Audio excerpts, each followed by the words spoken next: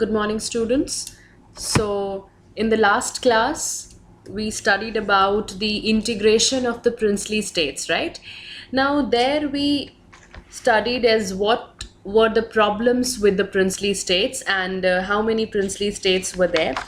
Now, there were 565 princely states, and most of them got aligned with India. Okay, but out of them, there were few that created a problem in getting aligned with the Union of India. Okay, so what was the approach of the government? How did that happen? Now, the interim government at that point of time, that is, interim government is also known as a provisional government, which was formed in 1946 from the newly elected Constituent Assembly of India, which had the task of assisting the transition of British India to independence. Okay, so that government took a very firm stand against the possible division of India into small principalities of different sizes. I had explained you in the last class also that independent India did not want to get bifurcated or to get divided into small principalities, right? And the person who played the key role here was Sardar Vallabhbhai Patel, who was India's deputy prime minister as well as the home minister. Okay, so he played a historic role in talking with the leaders, in talking with the rulers of the princely states, firmly, but most importantly, diplomatically. He was so diplomatic and he was so straightforward in his terms and he was so smart in his political statements, political process, that somehow he negotiated with the rulers and brought most of them into the Indian Union. Okay, now for you, it may seem that yes, since India got independence, it was easy for Sardar Patel to get India aligned with other princely states, but it was not so. Because the princely states, as I have already told you, they had the independence to get aligned either with India or with Pakistan or remain independent, right? So, in that circumstance, in that situation, Sardar Vallabhbhai Patel played a very important role, very diplomatic role in aligning those princely states with India.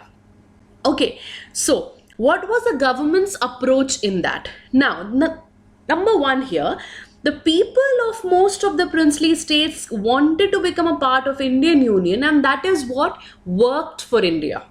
Okay, because the people were in the support of getting aligned with India.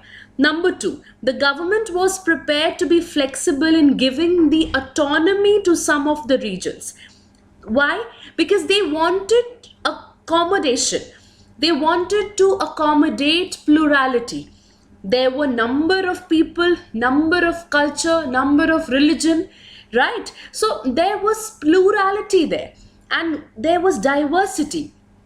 So India focused on accommodation of this plurality and adopt a flexible approach in dealing with these demands of those people.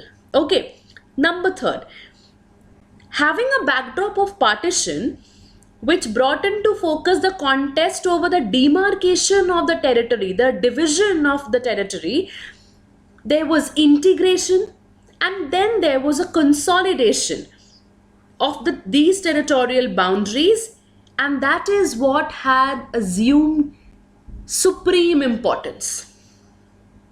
Okay, the basic thing here was to integrate, to consolidate the territorial boundaries.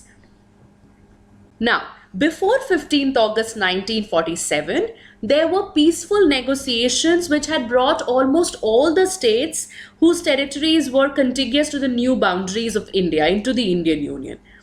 And how was that happened? The rulers of most of the states, they signed a document, that is instrument of accession. Now this instrument of accession meant that their state agreed to become a part of the Indian Union. That was just an agreement where you say a yes, that yes, you will agree to become a part of Indian Union. Okay, now here in this instrument of accession, Most of the princely states, they agreed. But there was four of them that created a problem. Junagadh, Hyderabad, Kashmir, and Manipur. Kashmir, we all know, is still an issue, right? So, about Junagadh, the issue of Junagadh at that point of time was solved through plebiscite that confirmed that people want to join India. Now, what is plebiscite? Plebiscite is the direct vote of all the members within the country. Okay, so the people of Junagadh, they agreed to be a part of Indian Union. Okay, the problem existed with Hyderabad, Kashmir, Manipur. About Kashmir, we'll read in detail, and most of you must be aware about it also. So let's move on to Hyderabad. What happened in Hyderabad and how Hyderabad was brought into the Indian Union? Now, the ruler of Hyderabad was known as Nizam. Okay, try to understand this as a story. Okay, a very short story. So, the Nizam of Hyderabad was supposed to be one of the world's richest men, and Hyderabad was the largest of the princely states. Okay, today some of the parts of old Hyderabad are parts of Maharashtra, Karnataka, and Andhra Pradesh. All right, so the Nizam wanted an independent status for Hyderabad. For that, he entered into a standstill agreement here. Now, what is a standstill agreement? It is an agreement to maintain the present state of affairs. Okay, means whichever condition Hyderabad was in the year 1947, it will maintain that state of affairs. Okay. So where did the problem arise? The problem arise because the Nizam of Hyderabad was not a good ruler. The people of Hyderabad started a movement against the Nizam, and the movement got momentum when people from all sorts of backgrounds started joining that movement, as in the peasantry, the women, the communists, the Hyderabad Congress, all went against the Nizam. And the Nizam responded by paramilitary force. Now, what is a paramilitary force? Paramilitary force is a semi-militarized force whose tactics are almost similar to those of a professional army. Okay, but they are not a part of the Indian force, of the government force. Sorry, not Indian, the government force. Okay, they are paramilitary force. So these paramilitary force were known as Razakars. Now this Razakars they created unlimited violence. Okay, so finally the government had to intervene. Now, the central government had to order the army to tackle the situation because the unlimited violence that was created by the Razakars, they murdered, they maimed, they raped, they looted, they targeted particularly the non-Muslims. Okay, because the ruler was the Nizam of Hyderabad. Okay, and they targeted the non-Muslims.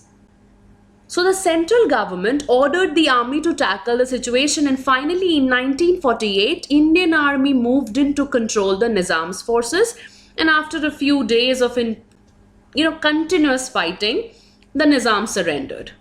And that is what led to the Hyderabad accession to the Union of India. Okay? I hope the situation of Hyderabad is clear with everybody. Let's move to Manipur. What happened in Manipur? Now, few days before independence, the Maharaja of Manipur was Bodh Chandra Singh.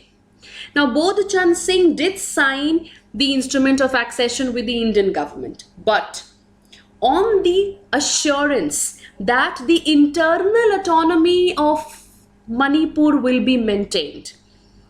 Okay. Indian government gave the assurance that the internal autonomy of Manipur will be maintained. Okay, now there was big public pressure, and under that public pressure, the Maharaja held elections in Manipur.